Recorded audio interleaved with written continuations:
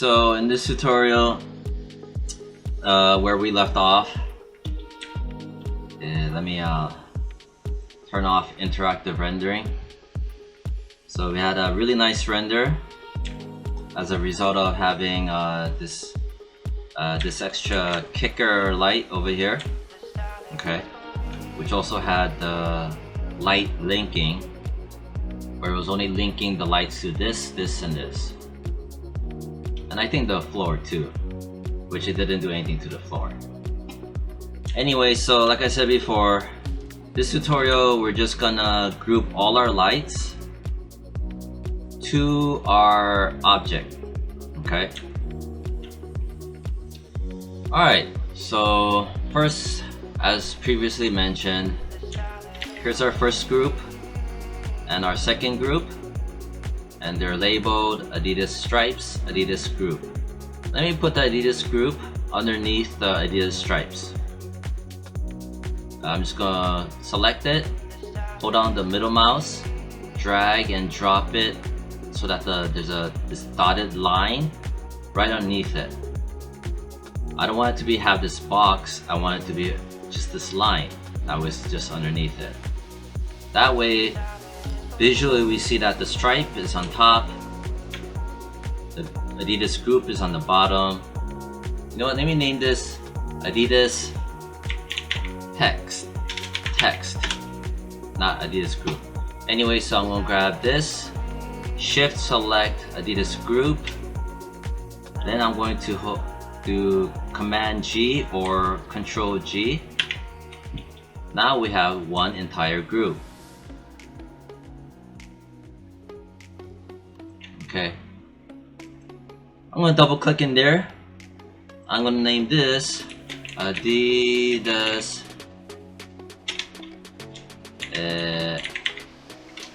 Everything. Adidas Everything. Now I'm gonna grab all my area lights by holding down Control and left mouse clicking. Okay, so I got all my area lights. Then I'm gonna, while my middle mouse, while everything is selected, I'm gonna just go over any one of these, hold down the middle mouse, okay, then I'm gonna just drag and drop it in here while holding down the middle mouse and while everything is selected, and watch what happens. And make sure that you have this dotted box, and I'm gonna dump it into Adidas Everything.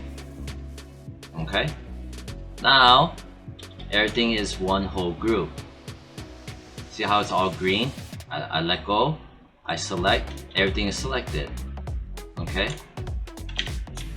alright, that looks good. So let's say if this guy is animated, for example, if it's like something like this and something like that, and maybe a bit of rotation, okay? And let's say if I have staged my camera like this, or you know what? Yeah. So pretend this is my camera. Alright, I know, like I said before, we have two cameras. This is our perspective camera, which is this guy, our default, and this is our render cam, right? And this is our render cam, render shot. But let's pretend we're just using the perspective camera with this dynamic camera angle like this, just for illustrating how everything is grouped together and the light setup we have should still be intact. Alright, so I'm going to go to here. I'm going to choose perspective camera because of this camera perspective. Okay, now I'm going to go render, update full scene or Control U, and voila. It's gonna take some time to render because, like I mentioned before, I set my anti-alias samples to 10.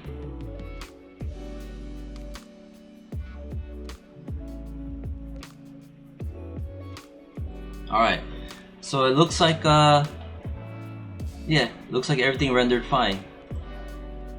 Let me just double check something. Area light shape. Right. Before. Okay. The reason why we don't have the reflection is because our ground is over here. Okay.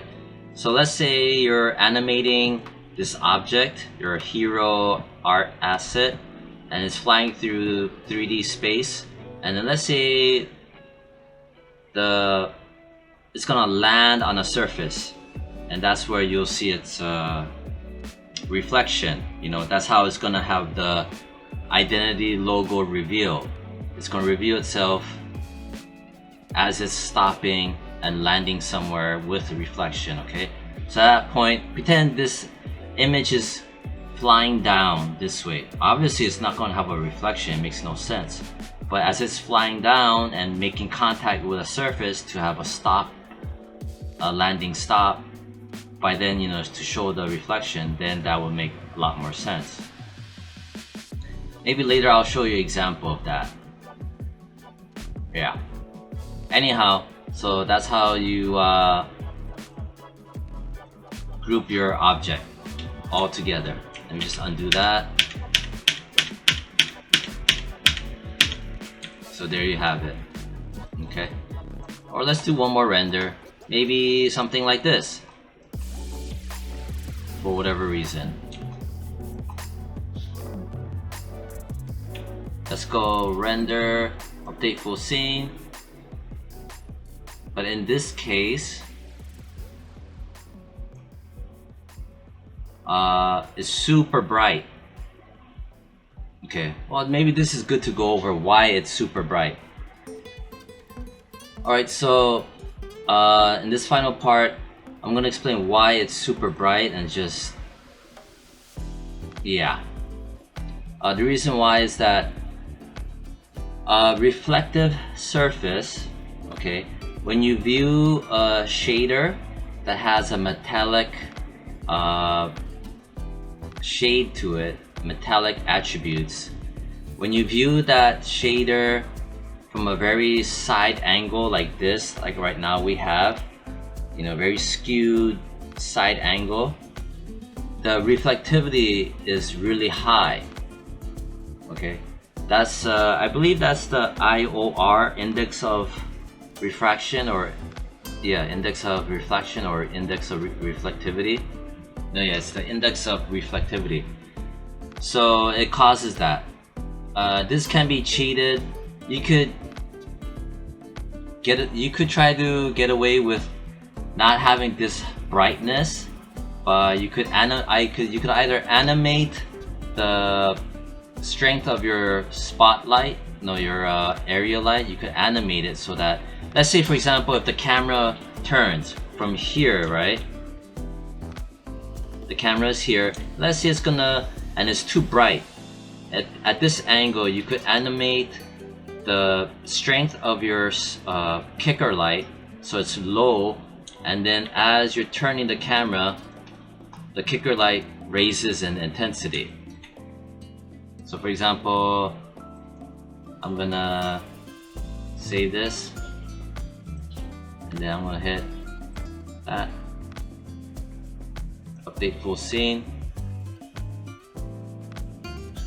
So as you can see, when I turn the camera angle, we don't see that brightness because we're looking at our shaded object head on. But when we look at our shaded object at a skewed angle with an angle of rotation, the reflectivity kicks up exponentially. Okay, so it's just rendering. Alright, so here was before and after. So what you could do, like I mentioned before, is later on I'll show you how to animate the area light so that at this angle it has low strength, and as it turns to this angle, the strength gradually rises, so you have a nice gradation and reflectivity highlights. Okay. So yeah, that's the end of this tutorial.